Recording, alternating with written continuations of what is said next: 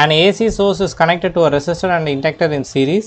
So the voltage across the resistor and the inductor are 8 and 6 volt அப்படினு கொடுத்திருக்காங்க. The velocity the voltage of the source என்னன்னு கேட்டிருக்காங்க.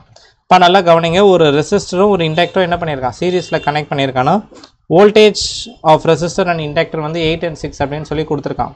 நம்ம தியரியில் என்ன படிச்சிருக்கோம் அப்படின்னா, வெறும் ஒரு ஏசி சர்க்யூட்ஸில் ஜென்ரலாக ஒரு ஏசி சர்க்யூட்ஸில் வோல்டேஜ் அப்படின்னு கொடுத்துருந்தா அப்படின்னா அது என்ன வோல்டேஜை மீன் பண்ணுமா, it represents the RMS value. ரொம்ப ரொம்ப இம்பார்ட்டண்ட்டாக தியரியில் படிச்சிருப்பீங்க.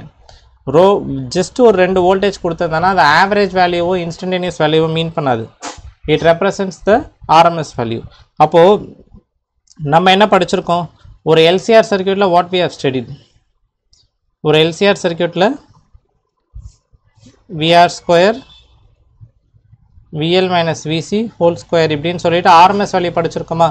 இது வந்து சோர்ஸ்ன்றது இது தான் கரெக்டாக. இது வந்து சோர்ஸோட ஆர்எம்எஸ் வேல்யூ, இது வந்து என்னது ரெசிஸ்டரோட RMS value, and this is the இண்டக்டரோட RMS value. So this is the relation for LCR circuit. RLC சர்க்யூட்டோட ஜென்ரல் டேர்ம் இதுதான் நீங்கள் படிச்சிருக்கீங்க. இதில் இருக்கிறது எல்லாமே ஆர்எம்எஸ் வேல்யூஸ். இப்போ இங்கே வந்து நம்மளுக்கு கெப்பாசிட்டர் கிடையாது, அப்படினால இந்த டேர்ம் மட்டும் இருக்காது. So this formula will be converted like this.